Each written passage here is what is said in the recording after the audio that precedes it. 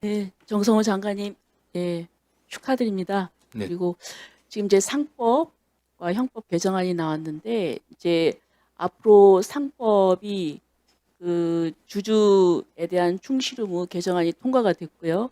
그 뒤에도 지금 이제 개정을 지금 앞두고 있는 여러 조항들이 있습니다. 그렇죠? 네, 예.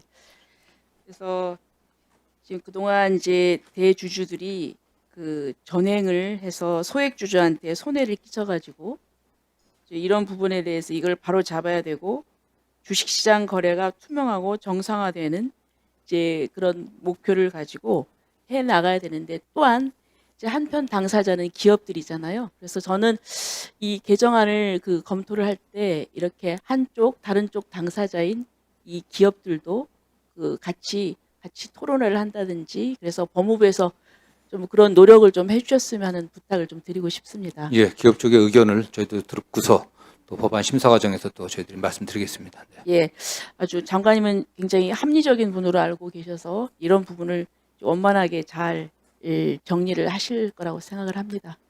그다음에 처장님, 예, 네, 지금 이제 특검에서 계속 그 압수수색 영장을 지금 청구를 하고 또 집행이 되고 있습니다. 그렇죠? 예, 네.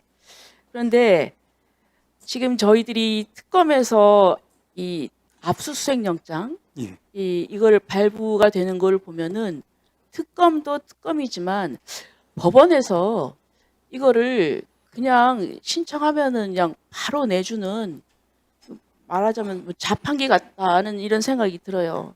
근데 왜냐하면은 좀 이 물론 이제 수사를 하려면 거기에 협조를 해야 되고 법원에서도 나름대로 그 부분에서는 이제 법적인 절차에 따라서 해줘야 될 것은 해야 된다고 생각을 합니다. 그런데 지금 보면은 그 우리 국회의원들에 대해서도 보면은 어떤 사람은 또 참고인이에요.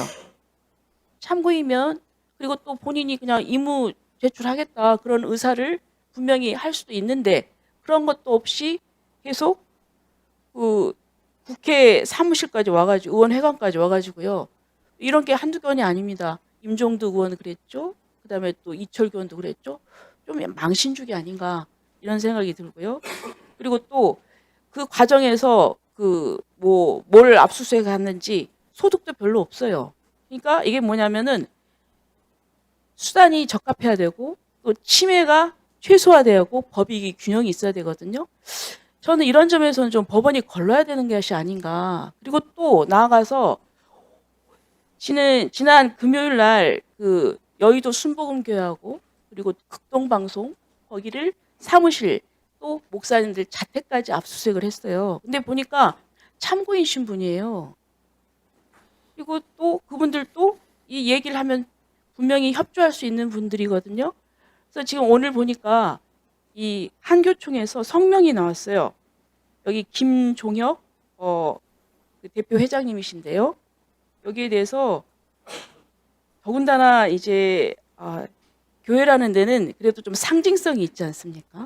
이런 부분에서 좀 그건 신중했어야 되는 게 아닌가. 특히 법원에서 이 앞으로 압수수색 영장을 발부를 할 때 물론 수사를 해야 됩니다. 뭐 하시지 말라는 게 아니라 이 최소한의 뭔가 좀 이 요건이 있고 좀 걸러야 되는데 그냥 그 신청하는 대로 그냥 바로바로 발부해 주시는 게 아닌가 이런 생각이 듭니다. 그렇게 되면은 오히려 이 압수수색 영장의 무게만 떨어지는 거예요.